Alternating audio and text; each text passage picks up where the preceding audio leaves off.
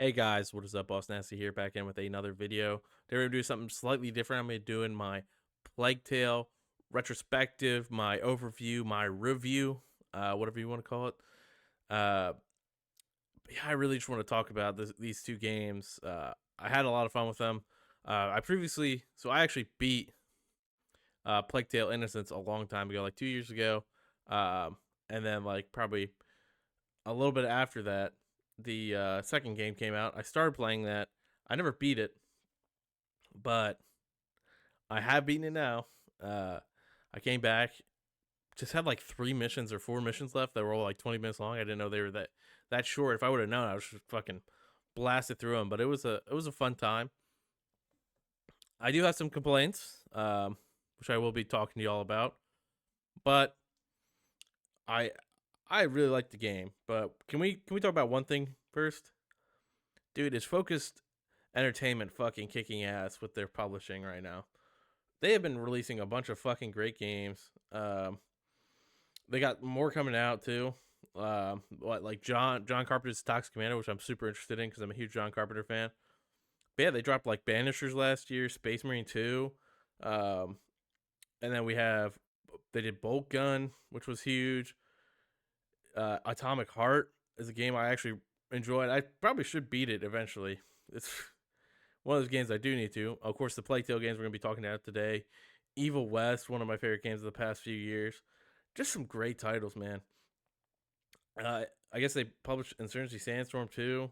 Uh, Aliens Fireteam Elite, World War Z, man. The SnowRunner games, a lot of great games have been coming out of Focus. Honestly, I'm starting to think they might be one of the better fucking developers of the past like 10 years. Honestly, I've been playing like a lot of their games, and I've enjoyed a shit ton of them. And I think that's in the fact they almost have that PS3 uh, style of like their studios just like making like PS3 games. And I know some people are like, oh, well, PS3 games, that's like a bunch of crocs of shit they pumped out. And then there's like a few good games that came out of that era. For you new guys, you're like, oh, I only like God of War and God of War Ragnarok. All right, fuck that, dude. I mean, I love my games, dude.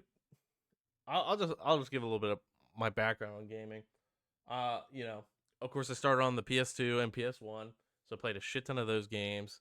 Of course, some of my highlights were definitely I loved Godzilla. Like Godzilla Save the Earth is one of my classics. Gauntlet Dark Legacy. I love the original God of War. I had a lot of fun with that. Soul Calibur on PS2 was huge. Battlefront and Battlefront 2, and then we went over to PS3, of course. Fucking Uncharted got me hooked after Jack and Dexter. I should say Jack and Dexter for PS2 as well. That's a game that had me hooked. Um, but yeah, Uncharted came in, Infamous, uh, and I played Shadow Colossus on PS2 too. So I'm looking at like my games on PS2 and PS3. I'm like looking at my actual physical games. I'm forgetting I have a bunch of these collections. Silent Hill was huge for me. Um, Force Unleashed was huge. A lot of these games that were just fucking big games I loved, and like, I think it progressed to that 360 PS3 era, having some of my favorite games of all time. I still think PS2 is my favorite console of all time, but PS3 really had some good kick-ass shit. And of course, Kingdom Hearts 2. Did I say that? I should have said that, but yeah, I think I did say that. But yeah, so action game, especially action story games, have been a big part of my whole gaming experience for the past few years. So you may be thinking, sorry, that was long winded as fuck. Where the fuck is he going with this? And why am I talking about my old gaming history when I'm talking about Plague Tale? Because I think Plague Tale, along with something like Evil West 2, another one of the games, like I said, this game hit me in all the right places, man. Uh, I just want to talk. Let's start talking about the fucking pros of this game because I don't want to talk too negatively about it, but there's gonna be some negatives. I just want to talk about these set pieces in this game. As you can see, probably in the background, you're gonna be seeing some really cool set pieces from like a battle in an aqueduct in the first game. Sorry if my gameplay is really bad in this, by the way. I came back and played this after playing the second game. Completely forgot the controls completely changed. So that is one one thing we'll be talking about. But beautiful, beautiful set pieces in all these games. The castle set pieces, the beautiful like countryside environments. The Darun home in the first game looks amazing. The second game has some fucking beautiful ones. The island that they go to, a lot of that stuff is really beautiful. There's also some really, some grosser stuff, I guess, in the newer game too. But set piece wise, man, they managed to really blow it out of the park. And that's one thing that like sucked me in instantly was just seeing the set pieces in this game because you never know with some of these games how they're gonna end up being, especially when you got like some characters. If you don't like child characters, you're not gonna probably like some parts of this game. Definitely not like I don't know. There's so much in the game where you're gonna be dealing with a child being like, wah, wah, wah, wah, wah, wah, wah.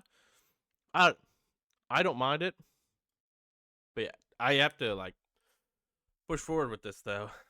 That character interactions are probably some of the best in the game. They honestly feel really real. Like the way the main character and her brother, um, like Amicia, the way she gets leaned on is like huge. I don't know why I'm blanking on his name. Um, I like literally fucking played this 2 seconds ago. Um, I'll I will look it up, but just the way they lean on each other is like no other game I feel like I've seen. And I know that some people will be like, uh, Hugo, sorry. Yeah, it's Hugo, Lucas, Amicia are like the big ones, and then there's the mom. She's here and there in the game. But yeah, it's really like such a awesome dynamic between the two characters to see like you're really seeing him lean on her, which is really nice to see in video games because you don't really get to see that child like adult connection or child like older figure connection a lot in video games. I feel like makes something like classic movies, like Aliens and Terminator 2. Like that's like a big thing that like really makes great movies. Also the professional stuff like that. Like having somebody who's mentoring and guiding um, a younger character can be super important and make some of the most moving stories in media. I feel like, and then like I feel like Lucas works his way in well um, from the first game all the way. From the moment you meet him in the farm to the end of the second game, he feels like an important character that whole way. Now I will say this maybe doesn't hold up as well in the second game, but we will get to that. That's something I want to talk about because I feel like character development in the first game and the second game is not bad for the main three characters. I'd say for Lucas, Hugo, and Amicia, it's not bad.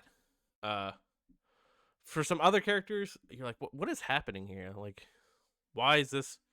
I think it's more relationships than characters. I feel like maybe is the big thing, but we'll definitely get back into that a little more. Um, but yeah, overall, like love just the characters interacting with each other. Really, I'm trying to think of like games that just really do it well.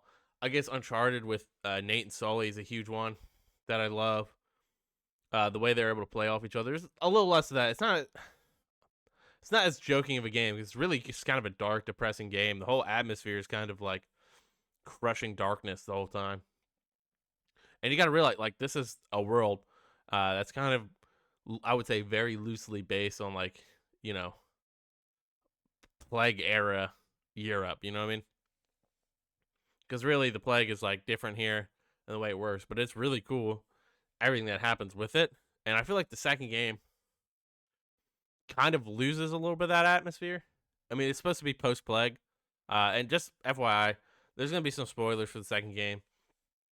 I'll try and mention them before anything big comes up. But yeah, I guess this is where if you don't, if you want to know my opinions, I think you should play the game. If that's all you're here for, play the game. Really great.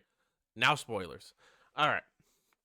So my big thing with the game is, of course, in the first game, it's kind of like over at the end, the plague stuff. So like you see a lot of that in the first game, and then the start of the second game you also have it. But after that, it's really just like not that much plague stuff going on. So it's not like being anybody's being affected by it anymore. Really, uh, like halfway through the second game, and it's really weird. A much different change. I also feel like the rats are so much less prevalent in the second game, even though the end of the first game would have you thinking they'd be more prevalent. Like, I don't know. I just feel like I want to see more of like the really cool stuff, and that can also be a segue to the rat physics, man. I don't know if I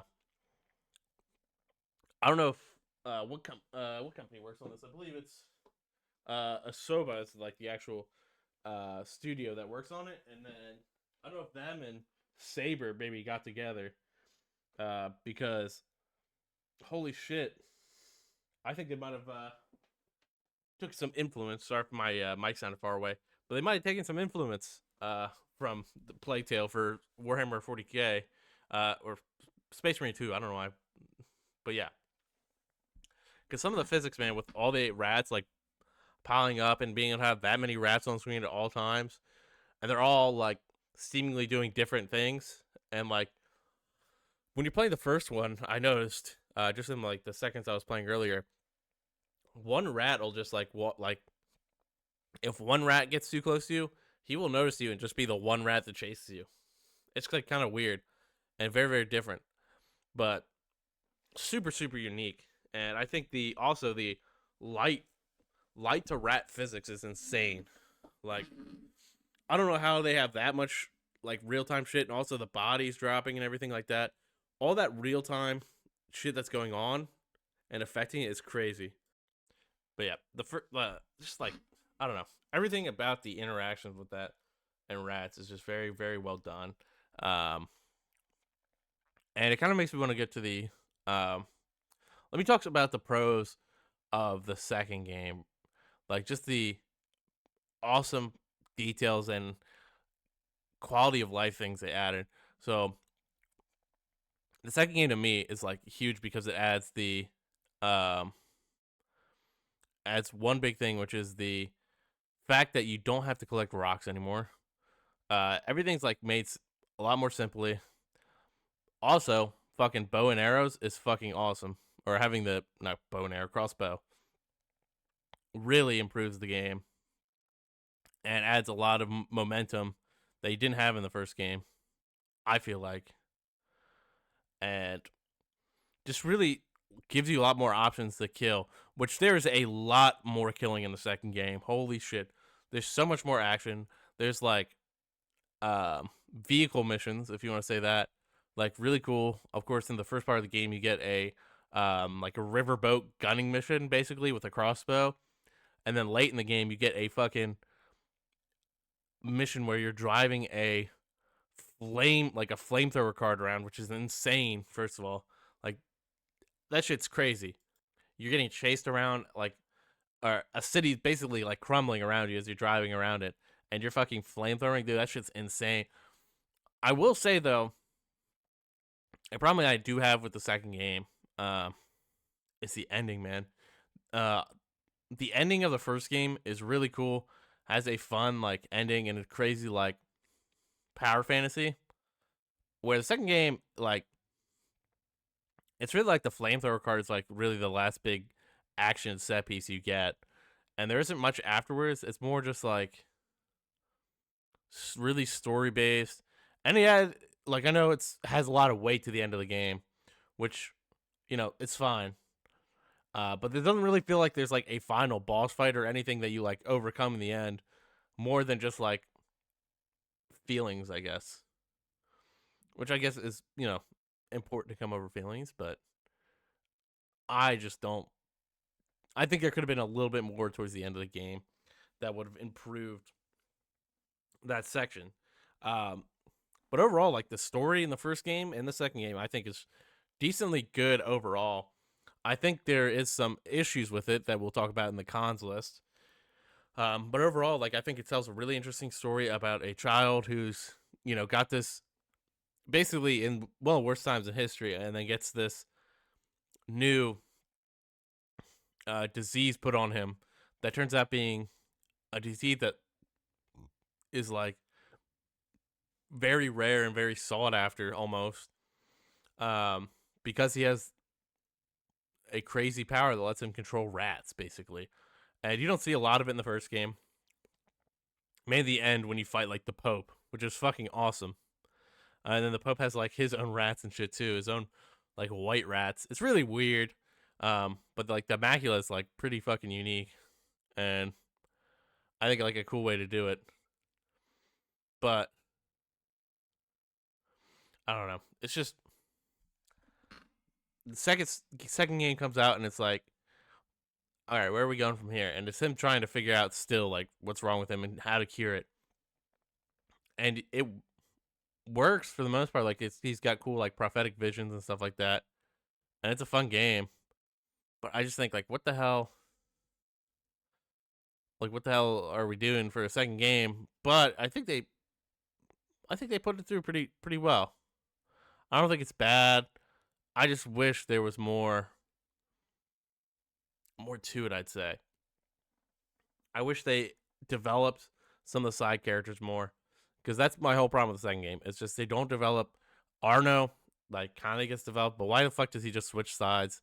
I guess it's to betray you, but then he switches sides again. It's like, no, you're a good kid. Whatever, you killed all my men in the beginning, but whatever. Who cares? I guess it's that survival instinct. But then also, like, I don't know if it's just because we don't get a lot of time with these characters, but like the um ship captain, I can't remember her name, but she's like, why are we like talking about her like we've been with her forever, and then like she's super important. Also, the mom's death feels like pretty weak. Like Amicia and Hugo's mom's death kind of feels weak in the second half. It almost feels like that. I don't want to say that would be spoiling something else, but it almost feels like just like a moment that's kind of a throwaway moment. Because like I know Hugo goes like crazy afterwards, but really it doesn't affect anything to like, I guess, the very end. I guess it's really what turns him. So maybe it does, but it just doesn't feel like in the moment that it affects him that much, other than just being like distant and going insane almost. And I'm sorry, I know this is more like kind of a ranty video, so I'm also having to pause every little bit to fucking get over, because I'm still getting over this goddamn cold, dude. Um, but yeah, uh on to like I guess I'll get into like the bigger cons list. I think the pacing in the second game is really weird too. I think the first game does really well pacing wise. But the second game just feels like you're high octane action, like crazy set and then you get to a thing where you're just walking for like an hour or a 2 hour mission. And I think the problem is like the chapter base. Like really, you'll have a chapter that's 2 hours, and you'll have a chapter that's 10 minutes, and then an hour, and then 20 minutes, and it just shifts so much. And some are really cool and really action packed, and then some are just fucking drag on like Yap City. And I'm fine with like dialogue and stuff like that, but it really takes you out sometimes of the second game when it's like seems so action packed, but then there's just nothing happening at some points as well. So that's my main problem with the pacing in the second game.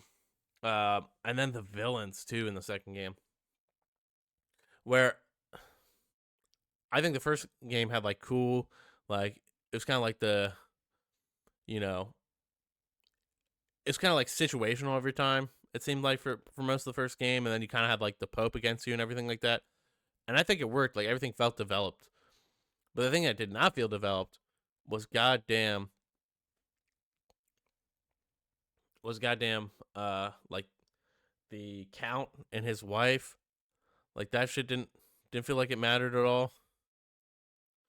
Um I don't know. She just like they popped on the island and they're like, oh, it's our son, blah blah blah. And his fucking fight is dumb. It's like you don't really fight with him. He's just sending people after you, and then his fight is very anticlimactic. Like it's Arno fighting him half the time. Then Arno dies, so it's what what is happening right now? It's not anything crazy. It's just kind of whatever. Um, and then one thing I was like because I think the second game is like a better gamer's game. You know what I mean? Like it's just fun, dumb shit on it. Um, like dumb riverboat missions. The controls are really good. Every section is better. The physics in the world are better. The ability to like do way more is like cool. The enemies are more dynamic, like breaking the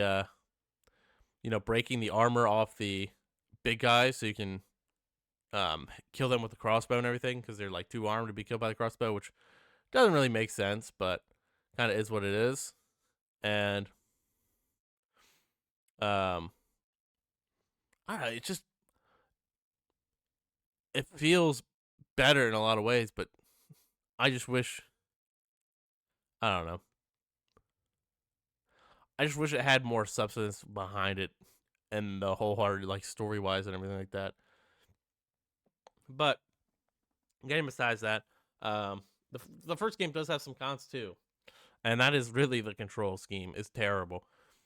You'll see me when I'm playing the first game, and sorry if I go to the second game and it still looks bad because I just switched from the first game like right afterwards. Um, but goddamn, dude, that fucking thing like fucked me up real bad. Like I think it was Square. Is that what it is on PlayStation? Yeah, Square or X. Yeah, on Xbox. Where like crouch and some other weird buttons, and I just felt like everything felt weird in that game. Wasn't bad per se, just felt weird.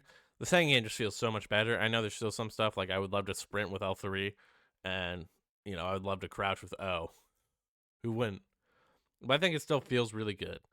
Um, overall, but overall, like both these games are really good. I enjoy them a lot. I think honestly, I think you don't have to play if you really like the first game. Like it is a really good game by itself. Mine's the controls. It's like literally my only complaint about the game is the controls and some little like quality of life stuff. But I think the second game, if you just want a better game, you don't mind if the story gets dumbed down a little bit, it gets a little stupid. I think it is just as fun of a game, just less story intuitive. So I'd say the first game I'd give a 9 out of 10. I really enjoy these games. These are some of my favorite games coming from the PS4, PS5 era. And the second game I'd give like a 7.5 out of 10 probably. I think it's fun. I just don't think it does as much. And I think because a big thing in the second game too is like Amicia is going like psycho the second game, but it is, you know, I don't know. It is not as cool as you'd think. It's a lot more fun to like play the first. I don't know. It's so tough, dude. It's like both these games are good, and it hurts me giving me a 7.5 to the second game. It's just that game I got bored of at one point. So like I can't say is this better than a game I never got bored of and fucking blasted my way through. And I would love to play this game for the channel. I might do it for two guys. I really enjoy that, and I think it's a fun ass game that like it got its merit. So I can't even say it didn't get its merit, but that I feel like is just fucking awesome. But I'm not gonna ramble on. I feel like I'm rambling at this point. I just want to give like a short one, a short little overview of the game and why I love it. So if you guys would check it out, let me know what you guys think, or if you guys have played it before, let me know what y'all think. But that is all for today. Maybe next time I'll try and script this up better and not be sick and everything. But if you guys enjoy this kind of stuff, drop a like, subscribe, turn the notification bell for more. Check out two guys. Check out the solo series, Onimusha, and I'll leave a little hint. Next game we play is going to be a pretty big indie horror game that has to do with a alcoholic mouth cleaner. Let's just say that. So if you guys are enjoying my solo gameplay, maybe check that out, and maybe I do some voices and stuff in that too, a little more comedy style. But yeah, thank you all very much for watching. Peace.